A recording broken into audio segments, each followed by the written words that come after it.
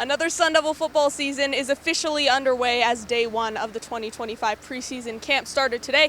Gabby Chernoff and Chris Cartman bringing you the SunDevilSource 2 Minute Drill from the Kajikawa practice facility. Now, Chris, before we get into any of the real football heavy stuff, Kenny Dillingham just announced that he's fundraising this season for a fully indoor practice facility that would be used as a tailgating venue on game days. So what would that kind of bring to the city of Tempe and do for this program?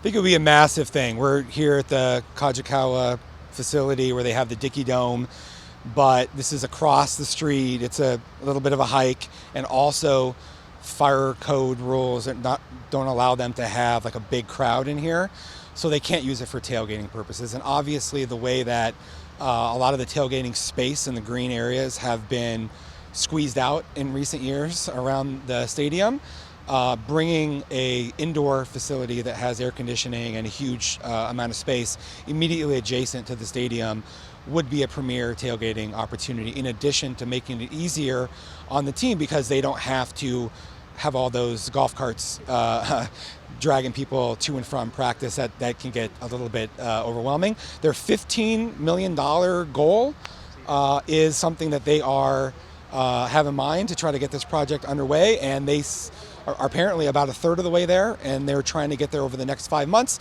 So if you want to be tailgating inside, you probably can figure out how to help. Yeah, if you're driving down Rule Road any morning in August, you're guaranteed to see a few golf carts crossing the street over to the practice facility. But into the actual football of everything now, Kenny Dillingham also said that today was the best fall camp day one start that they've had. He was very impressed with both sides of the ball. So what made it that?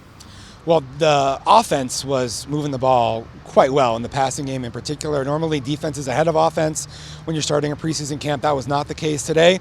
And that's especially noteworthy because ASU's defense returning 10 starters, a very good defense, one of the best probably in the Big 12, if not the country this season. But Jordan Tyson was electric. I mean, he had several really, really impressive plays, looking every bit of an All-American, first-round NFL draft type of a candidate. But a bunch of other guys were targeted in the passing game. The rhythm was really nice. The quarterback play was accurate. Almost no passes defended, no interceptions that I saw. That's a really great start because we know that the ASU defense is going to be pretty good. If this offense, with how many new receivers that they have, new running backs, is able to kind of carry this momentum forward, that's a very big sign that's positive for this team's future success. Now, with day one of camp starting at the beginning of camp, there's often a lot of kind of uncertainty as to what's going to go on. I mean, this time a year ago, we didn't even know that Sam Levitt was going to be the starting quarterback, and now he's in Heisman talks. So what are some of those kind of position battles, things to look out for as camp does go on? Yeah, running back is what everybody wants to pay attention to, obviously, when you lose one of the best players in school history. Kyson Brown, he's got speed. Let's see how he runs physically on the inside. Raleek Brown had that big hamstring injury last year that cost him the whole season. He's added 10, 15 pounds. They want to see, in addition to that dynamic playmaking ability, that ability to run between the tackles, Kanye Udo coming in from Army, get that body a little bit lighter, leaner, open up the hips a little bit, allow him to have a little bit more dynamic capability to him. I think those guys are going to be the main guys battling.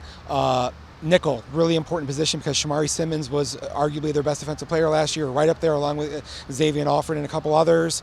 They brought in Kendrick Breedlove from Purdue. He started a lot last year, was successful there. And then they have Montana Warren, who started when Shamari Simmons missed the first half of the Peach Bowl against Texas. So those guys are going to be battling. They're going to have some new guys at some other spots. Left guard's going to be different with Ben Coleman shifting over to center. And they're going to have a couple new starting receivers because they lost 2 guys from last season. And so we'll see who elevates there. I think Jaron Hamilton's got a chance to be a really big-time player. He's got a vertical capability that's impressive. Malik McClain stepped up big in the postseason last year, and I think he's got some capability to be on the other side of the formation from Jordan Tyson. And they'll need other guys to rise to the occasion as well. Well, it's just day one of many of all of these position battles. We'll, of course, have you covered all camp long and through the entire season on SunDevilSource, coverage you can't get anywhere else. Until tomorrow, Gabby Chernoff and Chris Cartman for SunDevilSource.